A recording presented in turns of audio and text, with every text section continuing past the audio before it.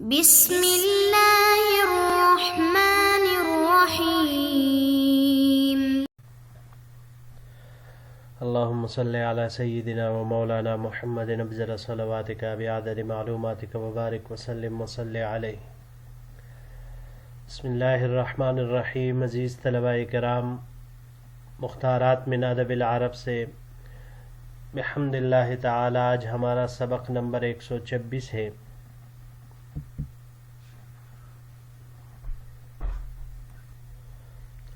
اور جو مضمون ہم آج شروع کرنے جا رہے ہیں وہ ہمارے اس کتاب کا آخری مضمون ہے، جس کا عنوان ہے الفردوس الاسلامی فی قارۃ آسیہ، بر اعظم ایشیا میں اسلامی ممالک یا گلشن اسلامی، دونوں طرح کے ترجمے ممکن ہیں۔ تو بڑھتے ہیں اپنے سبق کی طرف جی۔ اس مضمون کے لکھنے والے استاذ علی الطنطاوی ہے۔ علی ابن مصطفیٰ طنطاوی 1337 ہجری میں دمشق میں پیدا ہوئے اور 1327 ہجری میں۔ آپ کے والد ماجد وہ ایک بہت بڑے مفتی تھے، اسی وجہ سے آپ نے بھی علماء دمشق سے شرف تلمذ حاصل کیا۔ ان کے اساتذہ میں مشہور جلیل القدر اساتذہ دو ہیں، شیخ ابو خیر میدانی اور شیخ صالح تیونسی۔ پھر کچھ عرصہ یہ مدرسہ نظامیہ میں بھی انہوں نے اپنے علم کی پیاس بجھائی، اور 1 سال سے کچھ کم عرصہ دارالعلوم مصریہ میں بھی انہوں نے تعلیم حاصل کی۔ پھر اس کے بعد ایک لمبے عرصے تک عراق، لبنان، مصر، ان ممالک میں صحافت اور لغت عربیہ کی خدمات میں مشغول رہے۔ 1940 میں قضاء کے عہدے پر فائز ہونے کے باوجود انہوں نے اپنا درس و تدریس کا مشغلہ نہ چھوڑا۔ آپ دمشق میں عدالت تنسیخ کے مشیر کار بھی رہے، اور پھر زمانے کے ناگہانی حوادث کی وجہ سے آپ کو سب کچھ چھوڑ چھاڑ کر حجاز منتقل ہونا پڑا، اور پھر وہاں پر مکہ مکرمہ کی ایک یونیورسٹی میں استاذ کے مرتبہ پر فائز رہے، اور پھر وہیں سے اسی یونیورسٹی سے ریڈیو اور ٹیلی ویژن پر احادیث بیان کرنے اور سوالات کے جوابات دینے میں مصروف ہوئے، اور اپنے وسیع علم و ادب سے عوام کو بہت زیادہ نفع پہنچایا۔ ان کا شمار ان کبار ادباء میں سے ہوتا ہے جن کو عرب دنیا میں بہت ہی پذیرائی حاصل ہوئی۔ ان کی انداز تصنیف وہ فصاحت و بلاغت سے مزین، جدید و قدیم انداز کے محاسن سے مرقع ہے۔ اور یہ جو مضمون اب ہم پڑھیں گے یہ ایک مقالہ ہے ان کا جو ہندوستان کی تاریخ پر مشتمل ہے۔ انہوں نے ہندوستان کی سیاحت کے بعد اس کو لکھا تھا، تو اس کو بھی پڑھتے ہوئے انسان کو پتہ چل جاتا ہے کہ استاد علی طنطاوی کس طرح عربی ادب کے ایک مایہ ناز شاہ سوار تھے، اور اللہ تعالیٰ نے کتنا ان کو اس ادب پر اور عربی پر عبور دیا تھا۔ ان کے مشہور بہت ساری تصانیف ہیں، جن میں سے چند جو زیادہ مشہور ہیں، ایک ابو بکر صدیق، عمر بن خطاب، تیسرا ہے رجال فی التاریخ، اور اسی طرح چوتھا قصص من التاریخ۔ یہ 4 ہے جو بالکل سب سے اعلیٰ قابل ذکر اور بلند پایہ کے ان کی تصانیف وہ رہی ہے جی۔ تو بڑھتے ہیں سبق کی طرف۔ نحن الآن فی الہند فی القارۃ التی حکمناها 1000 سنۃ۔ ہم اب ہندوستان کے اس بر اعظم میں ہے جس پہ جس پر 1000 سال تک ہم نے حکومت کی، فی الدنیا التی کانت لنا وحدنا وکننا نحن سادتها فی الفردوس الاسلامی المفقود حقا، اس دنیا میں جو صرف اور صرف ہماری تھی اور ہم ہی اس گم کردہ جنت کے قلمرو، اسلامی قلمرو یعنی حکمران تھے حقیقی طور پر۔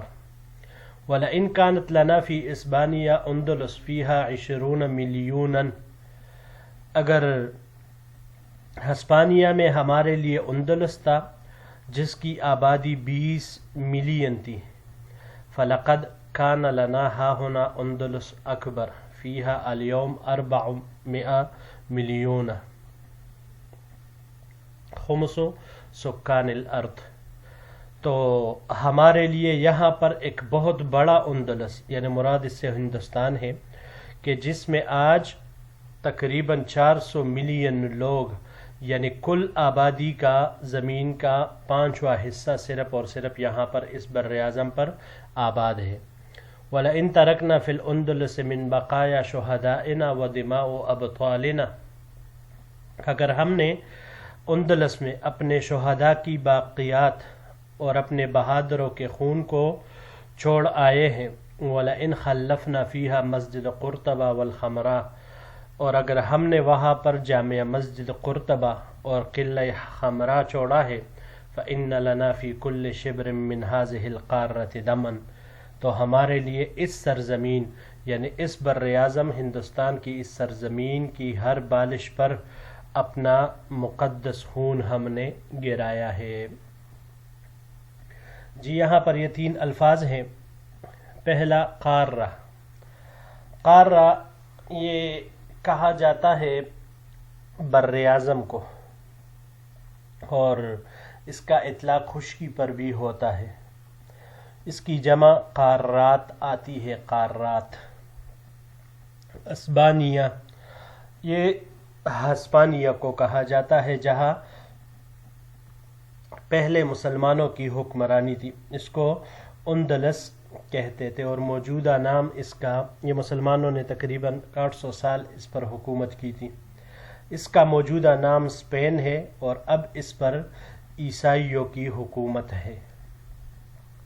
ابطال، ابطال اس کا مفرد بطل آتا ہے، بہادر بننے کے معنی میں یہ استعمال ہوتا ہے۔ بڑھتے ہیں جی اگلے سلائیڈ کی طرف۔ دمن زکیًا ارقناہ وحزارۃ خیرۃ وشیت جنباتها وطرزت حواشیها بالعلم والعدل والمکرمات والبطولات، اس کے کونے کونے میں ہم نے ایسی شائستہ تہذیب چھوڑی ہے جس نے اس کے کونے کونے کو مزین کر دیا ہے، اور ملک کے گوشوں پر علم، عدل، سخاوت اور شجاعت کے ذریعے اپنا رنگ جمایا۔ وَإِنَّ لَنَا فِيهَا مَعَاهِدٌ وَمَدَارِسٌ، یہاں پر ہمارے معاہد اور مدارس ہے۔ کم انارت عقولا وفتحت للحق قلوبا ولا تزال تفتح القلوب وتنیر العقول،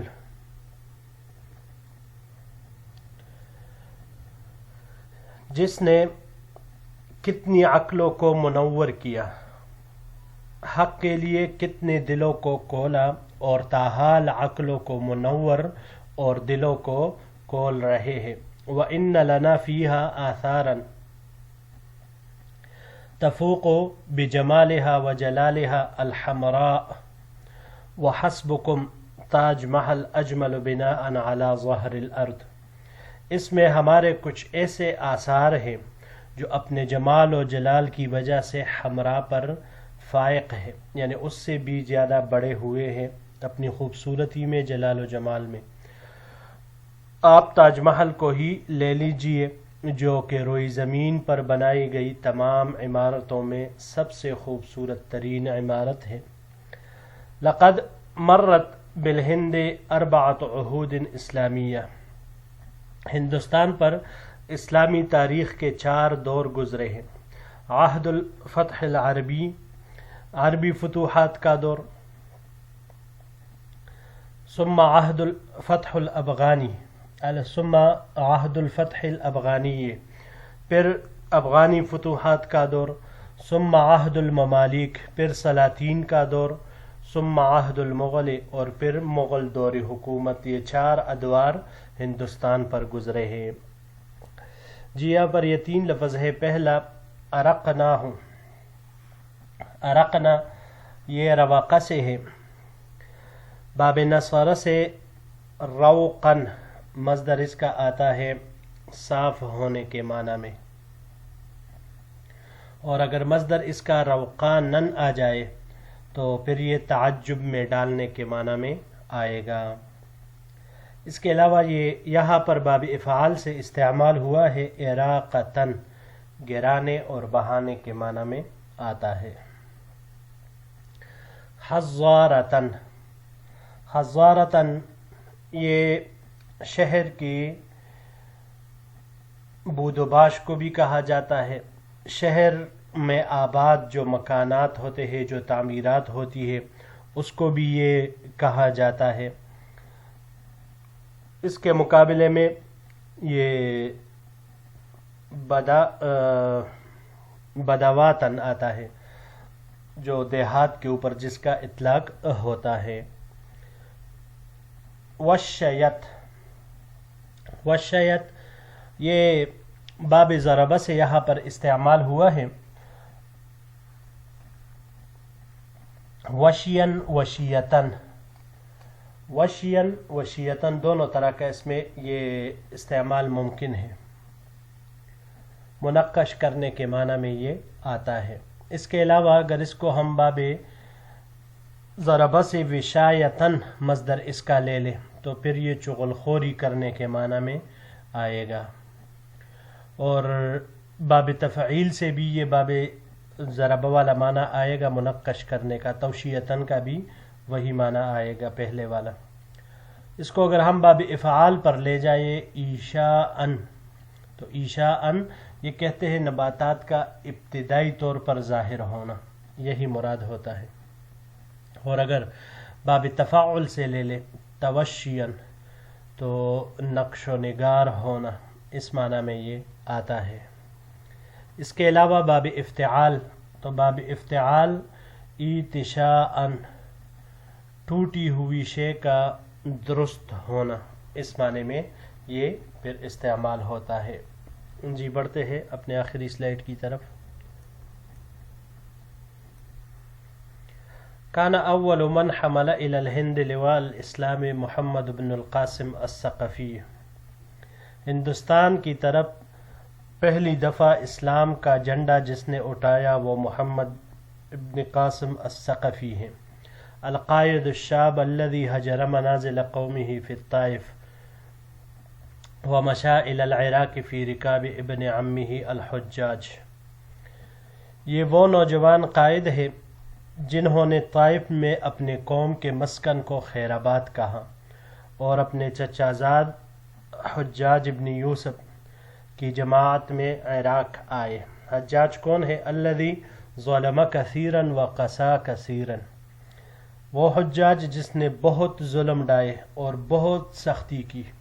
وکانت لہو حنات غیر حینات، اس کے لیے ایسی مصیبت یہ ہے، یعنی اس نے ایسے گناؤنے اعمال کیے ہیں کہ جو کمزور نہیں ہے، اس کو اس کا بدلہ ملے گا۔ وَلَكِنَّهُ هُوَ الَّذِي أَبْقَى لَنَا الْعِرَاقِيِّينَ وَفَتَحَ لَنَا الْمَشْرِقَ كُلَّهُ وَالسِّنْدَ، لیکن اس کے باوجود یہ وہی حجاج ہے جس نے ہمارے لیے عراقیین کو قابو میں رکھا اور ہمارے لیے پورے مشرق اور سندھ کو فتح کیا۔ فبعث المحلب العظیم حتى اطفأ نار الحرب الاہلیت التي ضرمها الخوارج، چنانچہ اس نے عظیم کمانڈر محلب کو خوارج کی سرکوبی کے لیے بھیجا، انہوں نے درون خانہ جو آگ خوارج نے بڑکائی تھی وہ بجھائی۔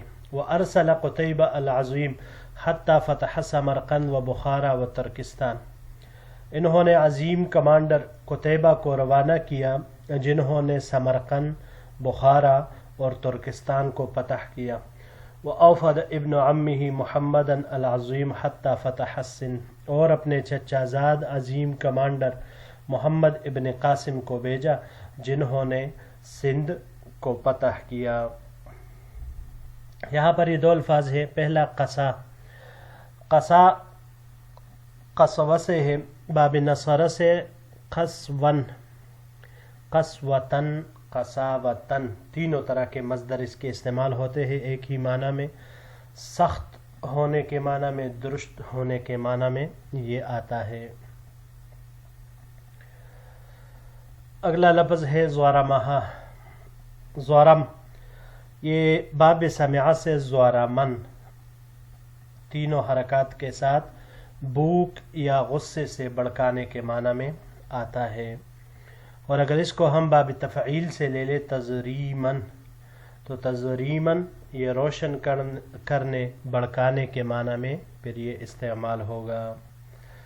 جی عزیز طلباء کرام، یہی تک ہمارا آج کا سبق تھا. انشاءاللہ العزیز اگر زندگی رہی تو اگلے درس کے ساتھ پھر آپ کی خدمت میں حاضر ہوں گے. السلام علیکم ورحمۃ اللہ وبرکاتہ.